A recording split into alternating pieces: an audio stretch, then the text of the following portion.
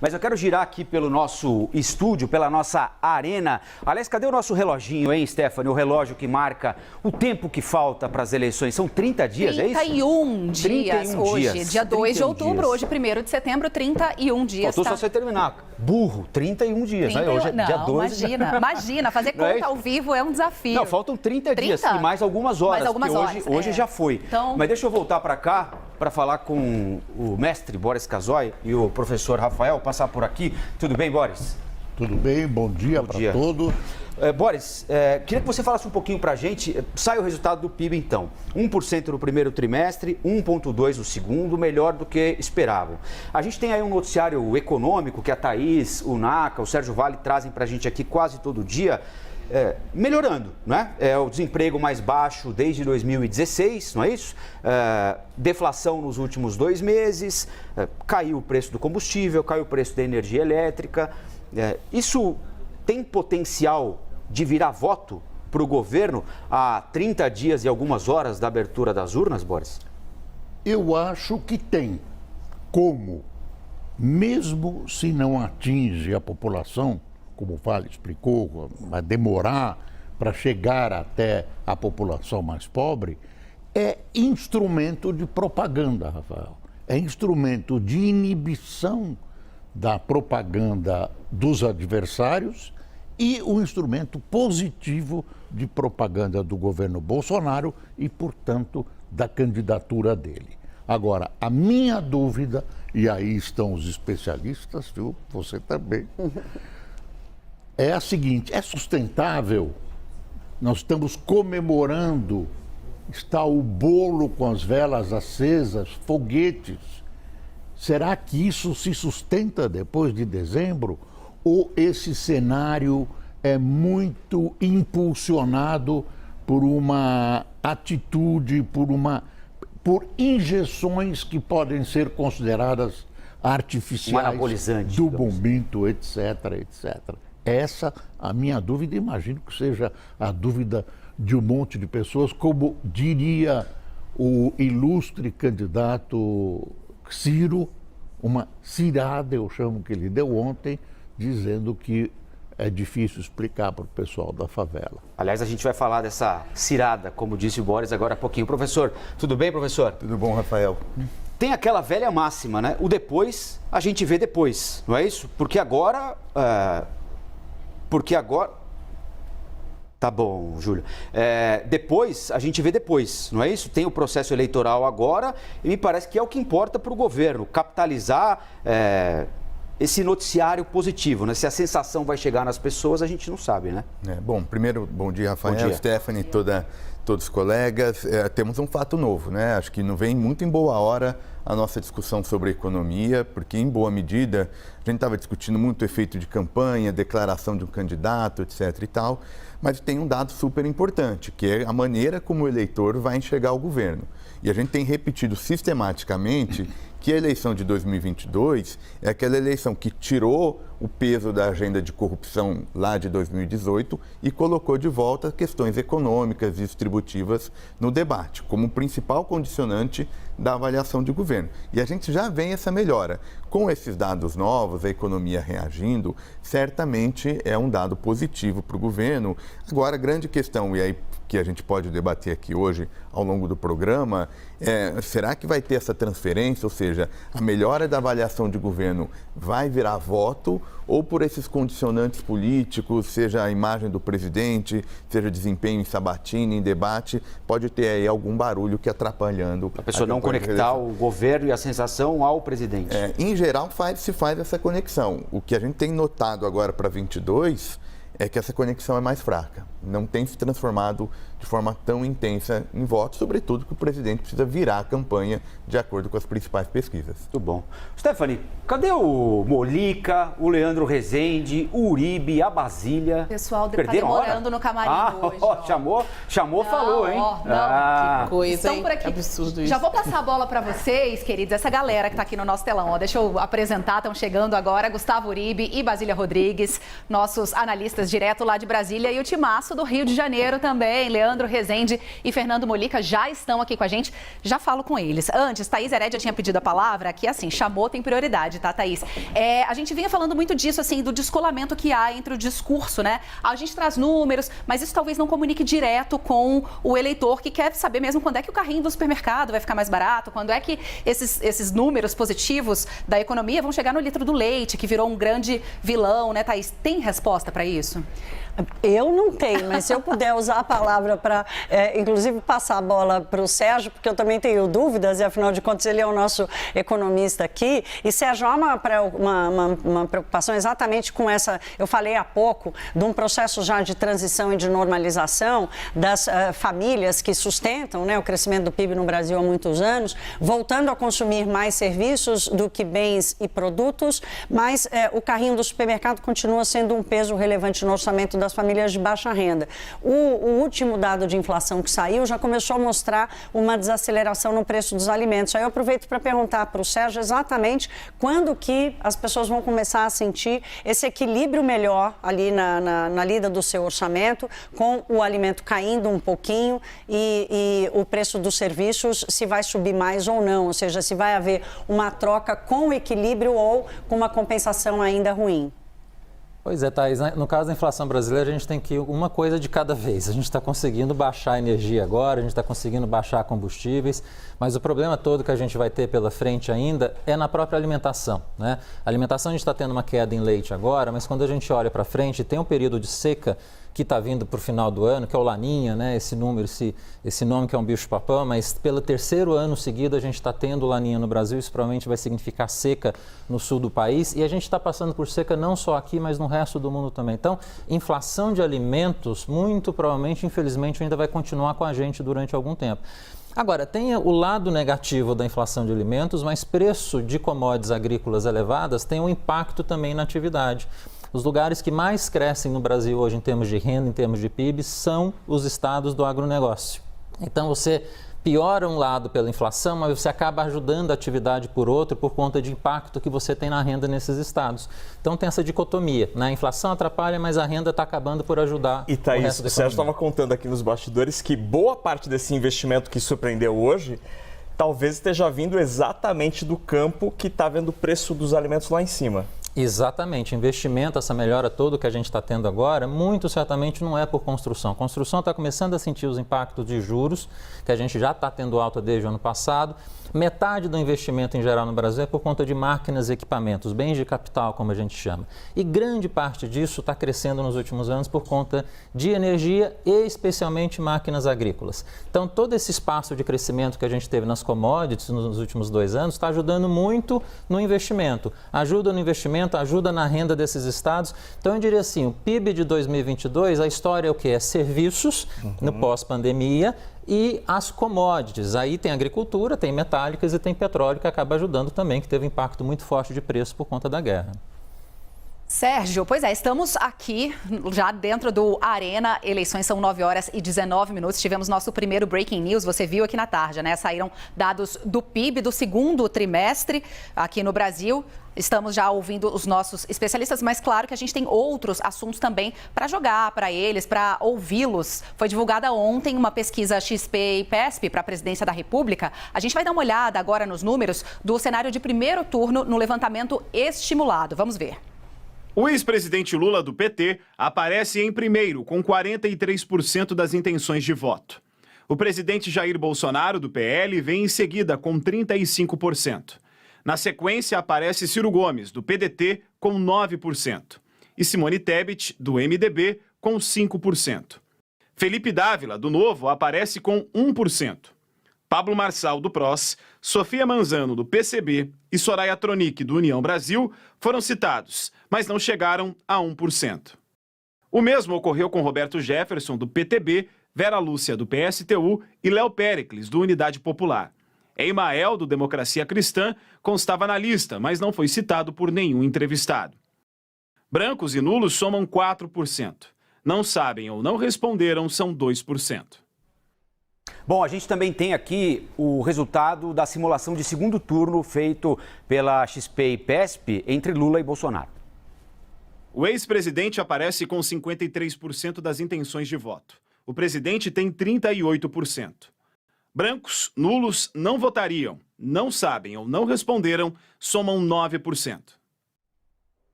E essa pesquisa foi registrada na Justiça... tô naquela câmera. Essa pesquisa foi registrada na Justiça Eleitoral. Foram ouvidas 2.000 pessoas entre os dias 26 e 29 de agosto. A margem de erro é de 2,2 pontos percentuais, para mais ou para menos. E o nível de confiança é de 95%. Vamos ouvir os nossos especialistas Vamos aqui. lá. Chega para cá, Rafa, Colocar o nosso pessoal de Brasília, do Rio de Janeiro na área. Estou torcendo, viu, Thaís, para a inflação dos alimentos cair, para que todo mundo tenha condição de ir ao supermercado, à feira. E para que você traga o bolo da Rosa para todo mundo aqui. O Boris, que não está pessoalmente com a gente aqui habitualmente. Mas vai passar um mês, né? Então dá tempo. Então, mas eu já começo a cobrar já, porque a gente vai cobrando, demora uns 15 dias. Ela traz um bolo de banana absolutamente espetacular, viu, Boris? Ela tem meu endereço. Oh, então, já resolvemos metade do problema. Olha aí, pão de queijo também estamos aceitando, Exatamente. viu, Thaís? 30 dias para trazer isso aí. Mas esse bolo da Rosa é um negócio imperdível, né? absolutamente espetacular. Você vai trazer, Thaís? Encomendado, prometo. Quando? Tô aqui nem campanha. Quando? 15 dias. Uribe, e aí, meu amigo? A gente já mostrou aqui XP e PESP, a última pesquisa. Hoje tem Datafolha, hoje à noite, uma semana recheada, aliás, de pesquisa, né? IPEC, IPESP, Quest e hoje à noite Datafolha. A Mona Lisa vai explorar bastante no Jornal da CNN a partir das 9, depois da sabatina do candidato Ciro Gomes com o William Vac às 8 horas. A gente tem essa IPESP mais ou menos em linha com os outros resultados e essa novidade agora do PIB e a expectativa de o quanto as pessoas vão conseguir saborear o crescimento da economia, se é que isso vai chegar diretamente à população até o dia 2 de outubro e de que forma o governo vai, se é que vai, conseguir capitalizar para o presidente Jair Bolsonaro essa provável, não chega a ser nenhuma sensação de bem-estar cá entre nós, né? Mas um pouco menos de falta de mobilidade, né, que as pessoas sentem hoje. Bom dia, Uribe. E quando eu vou voltar a comer carne em vez de ovo, porque com esse preço da inflação, nem carne ou frango eu consigo comprar. Inicialmente, bom dia a todos aqui do Arena CNN Brasil. Há uma grande preocupação dentro da campanha de Jair Bolsonaro, porque os dados econômicos positivos não estão retratando em aumento da intenção de voto. A pesquisa IPESP, que a gente coloca agora, mostra isso. Mostra uma queda grande, inclusive, da rejeição à maneira de atuação do presidente Jair Bolsonaro à frente do Palácio do Planalto. Mostra que a expectativa de diminuição da inflação é alta, é maior, 28% tem certeza que a inflação vai diminuir. Mas isso não se reproduz na intenção de voto do presidente Jair Bolsonaro. E as pesquisas internas do PL indicam isso, indicam que a população sabe que a economia está crescendo, sabe que há um aquecimento, mas está mais preocupada em dois fatores, que são aqueles preponderantes no chamado índice de felicidade da população brasileira: desemprego e inflação. Aumento do PIB tende a aquecer a economia e gera mais emprego. Mas será que está tempo hábil de chegar na população até o dia 2 de outubro? Essa é a grande dúvida. É por isso que a campanha de Jair Bolsonaro vai martelar agora, nos próximos dias, nos palanques eletrônicos, a queda do desemprego para o menor patamar desde 2015 e tentar apresentar uma expectativa positiva de que a inflação está caindo e pode chegar à inflação dos alimentos. A grande questão, o Sérgio já trouxe, é um processo demorado. Você tem a seca do Laninha, que prejudica a safra de verão. A safra de verão costuma jogar mais produtos, sobretudo hortifruti granjeiro, no mercado a partir de outubro, que é quando você começa uma produção maior, e aí pode ter um efeito no segundo turno, não no primeiro turno. É por isso que a campanha vai tentar trabalhar com a narrativa dos dados. Mas aí há uma pedra no meio do caminho: Auxílio Brasil. O governo federal apresentou ontem, a LOA, a peça do orçamento anual. A gente antecipou aqui no Arena CNN ontem que haveria uma indicação para R$600, mas não uma confirmação. Sim. E isso vai ser explorado pela campanha do ex-presidente Luiz Inácio Lula da Silva. A ideia é dizer que Jair Bolsonaro não é confiável e não vai cumprir essa promessa. Então devem martelar nos debates eleitorais, caso os dois compareçam, porque depois da tragédia do último debate, ambos consideram não ir nos próximos, mas pelo menos colocar nos palanques eletrônicos que o governo federal vai voltar aos R$400. A pesquisa Genial Quest mostrou que boa parte da população já caiu nesta história, já acredita nessa versão de que realmente o atual governo federal não terá um Auxílio Brasil de R$600 para o ano que vem. Esse é o grande problema. A campanha de Jair Bolsonaro está tentando construir uma narrativa agora de tentar fazer uma contraofensiva, dizer que vai sim, apesar da peça do orçamento prever R$405. E aí houve um acréscimo de R$5, que hoje em dia, com o preço da farinha, que está bem caro, dá para comprar só 2 pãezinhos franceses. Muito bem, a gente vai falar bastante sobre Auxílio Brasil aqui, né, Stephanie, com o nosso time. Eu queria só colocar a Basília na jogada também. Basília, ontem o Felipe Nunes da Quest mostrou pra gente aqui um dado que é o mesmo dado do IPESP, que tinha sido o mesmo dado do IPEC e do Datafolha anterior, né? Você tem ali uma melhora tênue, mas constante da percepção das pessoas em relação ao caminho correto para a economia, em relação a uma perspectiva melhor de futuro, mas isso não se traduz em nenhum momento em intenção de voto para o presidente da República. E aí o Felipe lembra, fala, olha, ele, ao longo desses 3 anos e meio, pelo jeito de ser, pelo que disse, pelo que deixou de dizer, pelo que deixou de fazer também, angariou alguma resistência que é sólida, né? Ele consegue vencer, ou a equipe de marketing da campanha consegue vencer esse descolamento de uma sensação de tênue melhora para a intenção de voto do presidente, apesar de uma certa resistência que há contra ele de uma parcela da sociedade? Basília, bom dia de novo.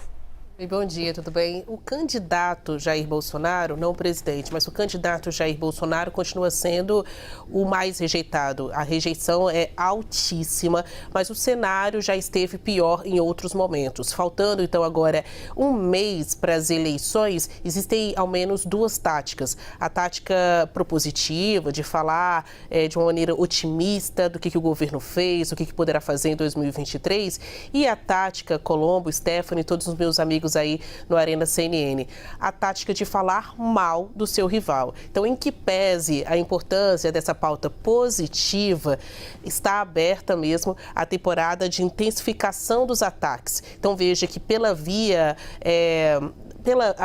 mais afável, harmônica, de falar do que fez de bom, isso não está sendo traduzido em intenção de voto. As pessoas conseguem avaliar melhor o governo, mas não responder a isso na forma de votos ao candidato Jair Bolsonaro. Então, já outra via, que é aquela mais escorregadia, mais complicada, assintosa, ela é que deve ser perambulada pelos principais candidatos aí à presidência da República, ela que deve ser intensificada, percorrida pelos candidatos agora faltando um mês. Não está dando certo falar bem de si, isso não está virando voto. Então a estratégia é falar mal do outro. Por isso que quando a gente olha nestas pesquisas, IPESP, Quest, todos parecem tocar um soneto de uma nota só, porque a intenção de voto está parada, não mexeu.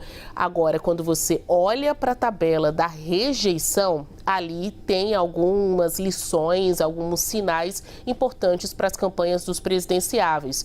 Todos os candidatos, por estarem numa fase de maior exposição, conseguiram reduzir a sua rejeição junto ao eleitorado, com exceção do presidente, ou melhor, com exceção do ex-presidente Luiz Inácio Lula da Silva, que teve uma variação para cima dessa rejeição, ainda que muito pequena, mas subiu um pouquinho aí, um ponto percentual na rejeição junto ao eleitorado. Todos os outros não, conseguiram reduzir. Chama atenção, Ciro Gomes diminuiu de 40% para 39%, Tebet de 35% para 32% e Jair Bolsonaro recuou 3 pontos percentuais. Então, ele ainda continua sendo rejeitadíssimo, mas hoje menos do que antes. Esse nível de rejeição foi de 58% para 55%, de acordo com a IPESP, que a gente divulgou ontem, e ainda está destrinchando aí estes dados para dar um rumo, né, um apontamento para onde estão indo as estratégias de campanha. Isso é suficiente para ultrapassar Bolsonaro, passar Lula? Os pesquisadores do IPESP dizem não, mas deixa claro que agora os ataques ficarão ainda mais intensos. Mais uma pesquisa divulgada, estamos olhando agora para os dados do IPESP, divulgado ontem na campanha presidencial, né, os principais candidatos, Molica. Mais uma pesquisa que no macro não aponta muitas mudanças, né, mas claro que a gente vai estar relacionando aqui, né, dados do PIB que acabaram de sair, esse olhar econômico para as pesquisas, também para os dados. O que você já conseguiu botar uma lupa e traz para a gente, hein, Molica? Muito bom dia também, Sidney Rezende. Na sequência, a palavra é tua. Bom dia, Stephanie, bom dia a todos. Pois é, eu estava dando uma olhada nos dados da pesquisa que tratam especificamente de economia. Então, há uma tendência de melhoria, né? Quando perguntado, os entrevistados foram perguntados se a economia está no caminho certo ou no caminho errado. Então, 57% dizem que está no errado, mas em junho, 61% disseram que estavam no caminho errado. Então, tem aquela história de copo meio cheio, meio vazio. Houve uma melhoria na percepção de que a economia não está tão errada, não está indo tão errada assim, mas o índice dos que acham que a economia está indo errado, está indo para um mau caminho, ainda é muito alto, 57%. Aqueles que acham que a economia está indo para um caminho certo, são 36%. Melhorou para Bolsonaro? Melhorou, porque há 2 meses eram 33%. Mas 36% ainda é muito pouco. Mesma questão em relação à inflação. Porque a gente diz, a inflação parou de subir, a inflação, houve deflação, mas deflação principalmente nos combustíveis, não nos alimentos. Então, os preços que subiram continuam lá em cima, principalmente nos alimentos. Houve algumas quedas, mas, no geral, houve aumento e os salários não acompanharam esse aumento. Então, os preços ainda estão num patamar muito alto. Houve uma melhoria na percepção? Houve. Na pesquisa de junho, 96% disseram que os preços haviam aumentado ou aumentado muito. Isso caiu para 80%, mas 80% ainda é muita gente. E aí, quando se joga no futuro, nesta nova pesquisa, quando joga para o futuro, os preços vão aumentar muito, não vão aumentar? Então, assim, já 28% já acham que os preços vão diminuir, contra 13% que afirmaram na última pesquisa que os preços iriam diminuir. Então, está havendo uma melhoria na percepção, mas é uma percepção lenta, é uma percepção baseada naquela avaliação, como alguém disse aqui outro dia, na avaliação não do mercado genérico, mas do supermercado, quando a pessoa olha e sabe que o salário hoje não compra o mesmo que comprava há 6 meses a 1 ano. Então, há melhoria na percepção, mas isso demora. Será que vai dar tempo para Jair Bolsonaro que essa percepção de melhoria chegue ao bolso? Vamos ver. O tempo é curto, né? Obrigada, Fernando Molica. Você percebeu que eles pertencem à mesma família que a família Rezende, né? É. Mas o Leandro, hoje, ele atingiu o auge da carreira dele, né? Porque ser confundido com Sidney Rezende não é para qualquer um. Honra, né? Se ela já está fazendo essa troca sem muita perceber, gente. é porque você está no caminho do sucesso, viu, Leandro? Me falta a conta bancária, né? Me falta a conta bancária do Sidney Rezende, mas aliás, eu chego lá. Um beijo pro Sidney Rezende, nosso telespectador. Daqui a pouquinho vai estar com a Thaís lá na CNN Rádio, uma das grandes figuras aqui da CNN Brasil, né? Não, Sidney daqui a pouco está aqui comigo também, né, no estúdio, no Visão, meu parceiro. Daqui a pouco vou passar lá na rádio também, dar uma visita para ele. Mas bom dia a todos, bom dia para o Sidney, já citado aqui. Bom dia para todo mundo que está com a gente aqui no Arena. Vou trazer alguns dados aqui da pesquisa IPESP. Na verdade, vou trazer um pouco do comentário que o Antônio Lavareda fez para a gente pensar que rumo e continuando falando de economia, né, que rumo que as coisas podem tomar daqui para frente. O Lavareda esteve com a gente aqui na estreia do Arena, na terça-feira, e é o cientista político responsável, e ele sempre envia uma análise das impressões dele a partir desse relatório grande, né, da pesquisa, né? São 49 páginas, o Lavareda envia ali os highlights, né, os melhores momentos ali do que ele destaca do que está por vir. Tem 2 pontos que me parecem importantes para a gente continuar nessa seara econômica. O primeiro ponto, há uma avaliação dele de que os auxílios estão fazendo algum efeito. Auxílios todos, auxílio taxista, auxílio caminhoneiro, Vale Gás, autorização do empréstimo consignado, né? 18% dos beneficiários do Auxílio Brasil dizem que vão atrás desse empréstimo. O aumento do próprio auxílio de R$400 para R$600, o Lavareda avalia que isso está fazendo algum efeito, mas coloca a questão que todos nós aqui estamos colocando. Isso vai dar tempo? Quando a gente estava ainda na expectativa do envio da PEC dos auxílios para o Congresso Nacional, as pessoas do PL, integrantes da então pré-campanha do presidente Jair Bolsonaro, integrantes do governo, avaliavam o seguinte, olha, será que isso vai dar tempo? É a nossa aposta para tentar reverter votos ali que estão com o ex-presidente Lula, né? Beneficiários do auxílio e também quem recebe até 2 salários mínimos. Vai dar tempo?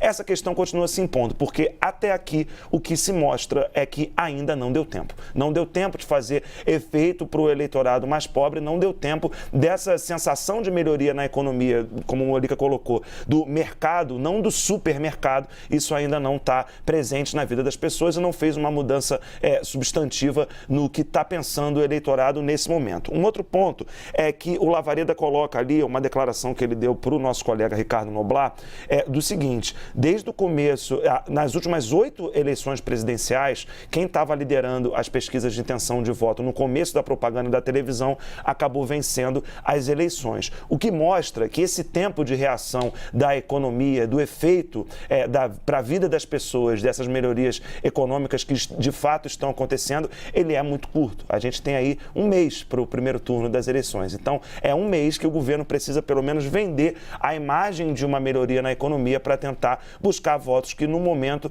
estão com o ex-presidente Lula. Os dados todos mostram que a essa altura do campeonato é difícil que se tenha uma reversão do quadro. Lavareda traz isso, conversei, depois eu posso até detalhar isso melhor quando a gente for falar do Ciro Gomes, mas eu bati um papo com o professor Tiago Garrido, que me passou dados sobre como que é difícil, por exemplo, para outras candidaturas que não as que polarizam as eleições desde 94, PT e PSDB, e depois de 2018, PT e Bolsonaro, como que é difícil delas conseguirem crescer, porque não conseguem atingir ali mais que 20% dos votos válidos em média. Então, é um cenário que tem uma dificuldade para o governo de se vender, teve tempo para isso, demorou demais, e também é uma dificuldade para as outras candidaturas conseguirem incomodar quem está lá na frente.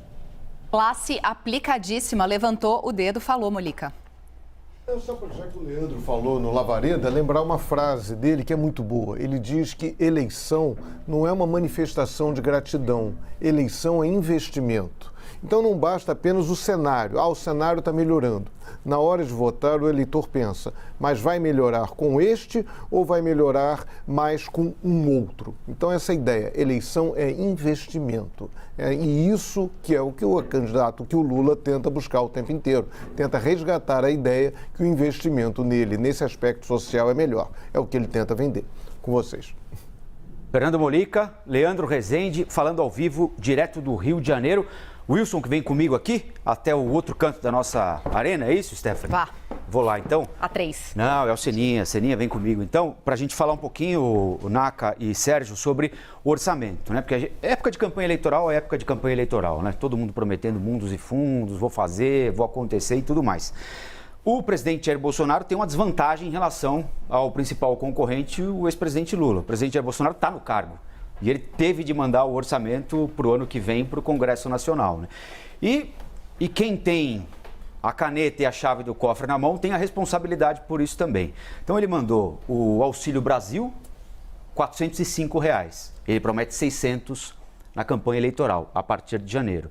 Não tem renovação de auxílios, né? Auxílio caminhoneiro, auxílio taxista, não tem reajuste do Vale Gás, não tem a correção da tabela do imposto de renda, e aí a gente tem que ser justo, não é só o governo Bolsonaro, ninguém reajusta a tabela do imposto de renda, né, Naka? 150% de defasagem num jeito de o governo tungar o nosso dinheiro indiretamente, né? Porque esse dinheiro não é dele, o dinheiro é nosso. A gente tem aqui, olha só, uma arte com alguns itens importantes do orçamento para o ano que vem. E eu queria que você explorasse com o Sérgio o que você achar relevante aí para quem está nos acompanhando, Naka. O orçamento, a peça, Sérgio, te pareceu o que era possível diante das restrições legais? O governo não poderia sinalizar os 600 sem ter essa grana? Não pode sinalizar sem ter essa grana, e a gente precisa pensar que também é uma certa peça de ficção, orçamento a essa altura do ano, antes da eleição. Aí você tem um orçamento pré-eleição, você vai ter um orçamento real que vai vir depois a gente saber quem que vai ganhar, as negociações que você vai ter no Congresso.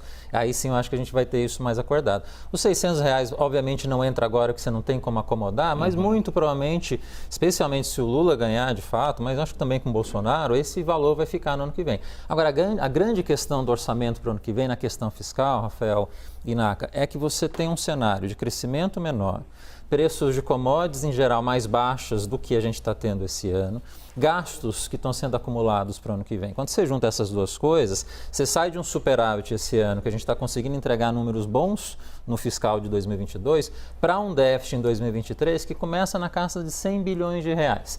Então, um governo início de mandato com déficit de 100 bilhões de reais, com uma dívida bruta que vai chegar em torno de 83%, 84% do PIB. Quer dizer, o recado está dado que você vai ter que fazer um ajuste fiscal no ano que vem de qualquer maneira.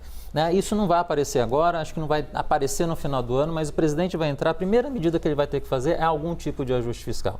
E essa é a grande expectativa do mercado. Tá todo mundo esperando. Isso? Porque a gente tem aqui 94%, 95% do orçamento todo comprometido já, né? De saída. Aí a gente tem aqui, olha, por exemplo, emendas de relator. Quem é que vai mexer nisso? Do ponto de vista político, é gravíssimo. Funcionalismo, esperando o reajuste. A gente sabe que essa também é uma outra bomba que tende a explodir em algum momento, né? Os impostos federais dos combustíveis zerados. O presidente Bolsonaro já disse que pretende manter zerados se vencer a eleição, os federais, não é? E a promessa de pagar o Auxílio Brasil. Então, mas aí tem uma escolha, mas tem uma escolha política aí, Rafa. Aqui, se eu não estiver enganado, 50 bi de renúncia. 53 bilhões 53 aí nessa linha. E se o auxílio fosse R$600, seriam basicamente também 52 bilhões. Poderia haver uma troca aí. E é interessante porque a oposição, em horas, usou já isso eleitoralmente. Ontem, André Janones fez uma live no Facebook, mesma live que ele tinha feito semanas antes e que chegou a 20 milhões de pessoas, segundo a própria campanha do ex-presidente Lula, em que ele usa um jogo de palavras interessante. Ele diz que a peça orçamentária que estava sendo entregue ao Congresso Nacional acabava com o auxílio emergencial. Ele em nenhum momento fala Brasil, mas há uma utilização ali, como dizem os britânicos, tricky das palavras, para dar a entender que o Auxílio Brasil poderia acabar, mas são os R$200. Então, certamente, a campanha de Luiz Inácio Lula da Silva vai usar esse item e um pouco com o espírito do os R$600 não estão ajudando o presidente, mas tirar 200 podem atrapalhar. A grande dificuldade disso tudo que foi colocado esse ano, né, pessoal, é que você politicamente, a hora que você vai para o novo governo, retirar tudo isso não vai ser simples. Você vai manter os 600, a questão dos impostos provavelmente vão ser mantidos, você vai ter que achar recursos nisso no ano que vem. E aí não tem muita alternativa. Quando a gente fala da regra do teto, a gente está caminhando para o que eu sempre achei que desde 2016, quando a regra começou, é que ela não ia ter muita duração. Regras muito rígidas, muito fixas no Brasil, ela, para mim, sempre teve dificuldade de durabilidade. E a gente está vendo isso acontecer nos últimos 2 anos e ano que vem a gente vai ver ela ser trocada. E a dúvida toda que a gente tem vai ser trocada pelo quê? Né? A grande questão que tem, você vai ter que ter um gasto a mais no ano que vem programado para cobertar tudo isso que a gente vai precisar e renovar essa regra do teto de alguma outra forma.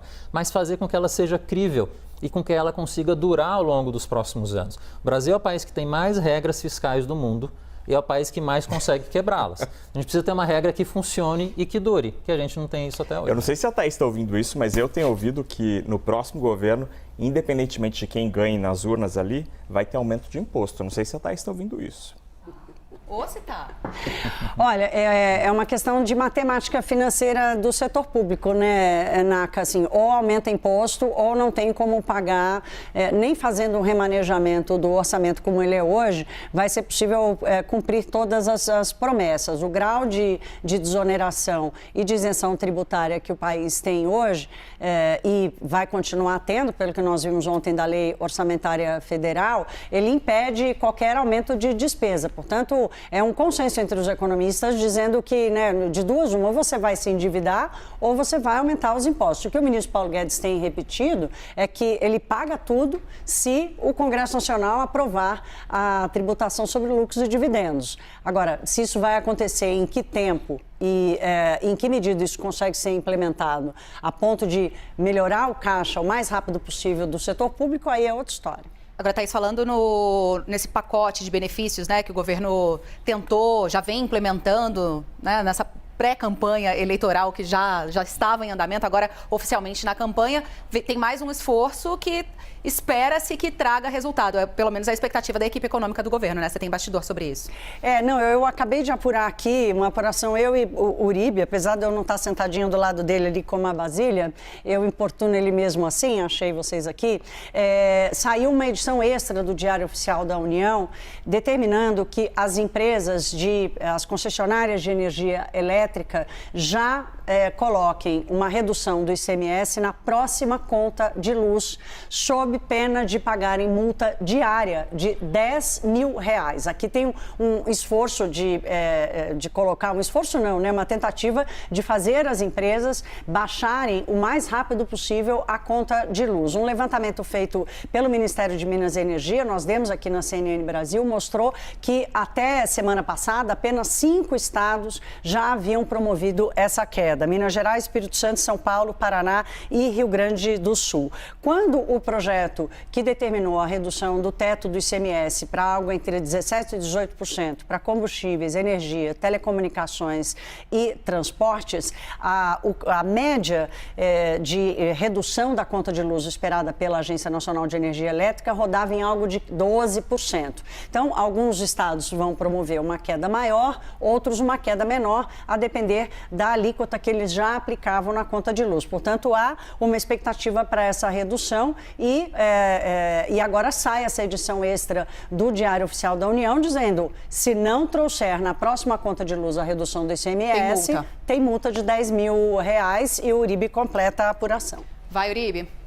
Justamente, houve uma grande preocupação do Palácio do Planalto, porque assim como nos combustíveis, algumas concessionárias de energia não fizeram este piso do ICMS de 17% a 18%. A gente viu que em relação aos combustíveis, os governos estaduais anunciaram. E a grande preocupação é que boa parte dos beneficiados pelo Auxílio Brasil estavam utilizando esse benefício para pagamento da conta de energia elétrica. E por conta também desse aumento, desse valor tão caro, a segunda parcela seria usada também para isso. Ou seja, os beneficiados não estavam sentindo o dinheiro maior vir ao bolso para o pagamento de comida. Então, havia uma grande preocupação e havia essa tentativa, então, de o governo federal dar uma prensada nas concessionárias. Vocês devem respeitar a lei, senão esses beneficiados não vão sentir o dinheiro na mão e aí sim a cartada eleitoral. Também não vão mudar o voto. Então é uma última tentativa do governo federal, falando grosso, para que você tenha uma tentativa de virar votos agora a um mês das eleições. Esses beneficiados do Auxílio Brasil tenham mais dinheiro na mão e sintam mais esses benefícios, essa onda positiva da economia. Falando do cenário preocupante do ano que vem, me veio à mente a frase da ex-presidente Dilma Rousseff: não importa quem ganha ou quem perca, todo mundo vai perder. Todo mundo ganha, todo mundo perde, né, Uribe? Agora, Thaís, aqui tem uma amarra político-econômica, né? Quer dizer, um esforço econômico já havia sido feito nessa redução do ICMS. Agora o governo realmente sobe o tom com as concessionárias. Queremos o resultado político de uma medida econômica que já havia sido tomada. Essa medida já havia sido tomada. O primeiro sentimento ali de redução dos preços aconteceu com os preços dos combustíveis, mas as outras reduções ainda estão vindo muito devagar. E com a conta de luz, junto com a conta de água, de gás e de alimentos, é aquela que mais tem peso na conta no orçamento das famílias de baixa renda, dizer, fazer esse enforcement, né, de dizer para as concessionárias ou diminui ou vai pagar a multa de R$10 mil por dia, é uma tentativa exatamente como o Uribe disse, de fazer as famílias sentirem exatamente nesse extrato que está a disputa pelos votos, né, nesse extrato de baixa renda que está a disputa pelos votos. E aqui tem uma outra questão política importante, que é o seguinte: o Supremo Tribunal Federal vem tomando decisões para que a União faça a compensação de perda de arrecadação dos estados por causa dessa redução do ICMS. Então, você adiciona aí na disputa à presidência da República uma disputa ainda do governo federal com os estados. Né, de quem vai perder a arrecadação e de quem vai pagar essa conta no final das contas. E o estado que escolher ou promover rapidamente essa redução, o governador que está candidato à reeleição, por exemplo, pode vender isso como uma cartada sua, né? Então há também uma disputa de protagonismo. Acho que o Rafael consegue tratar melhor dessa briga do que eu. Quer falar, Rafael? Se for por Thaís Heredi, não falar, né? Senão não faz nenhum sentido. Acho que a gente está discutindo nos últimos tempos, eu estou ouvindo vocês com essa análise econômica, as respostas do governo para tentar fazer esse canal de transmissão, né, da melhora da economia para a eleição. E aí acho que é importante ter em mente uma certa pitada histórica, né, em relação ao patamar que a gente está tratando ainda. É uma rejeição muito alta, né? Eu gosto de fazer uma comparação com o mesmo momento do governo Fernando Henrique, quando ele foi disputar a reeleição, primeira reeleição na história republicana. Naquele momento, se a gente olha a avaliação ótimo e bom, regular e ruim, péssimo, a grande diferença do Fernando Henrique de 98 para o Bolsonaro agora não é tanto a taxa de apoio, né? Está muito próximo, tanto do nível que o Bolsonaro tem agora, quanto o Fernando Henrique tinha em 98. O que diferencia muito é o patamar de rejeição. A rejeição do Fernando Henrique era muito baixa e a do Bolsonaro muito alta. Então, mesmo com todo esse esforço, nós estamos falando ainda de um patamar historicamente muito acima. O que me parece, vale a pena a gente olhar para aquele sujeito que avalia o governo como regular, porque esse sujeito não tem uma opinião muito forte sobre o governo. Então ele é mais sensível ao que vai acontecer na campanha. E aí acho que ele que é mais impactado por essas notícias. E porque ele não tem uma opinião muito forte pelo governo. Ele não tem claramente o que ele achou do governo. Então, até isso, quando faz referência a uma série de conflitos que o presidente mobilizou ao longo do mandato, o que eu acho que tem de particular nessa eleição é que a figura do presidente não parece ser confiável para esse segmento, para aquele segmento que não está claro o que ele achou de governo, daí as dificuldades de transformar tudo isso que a gente está vendo em intenção de voto.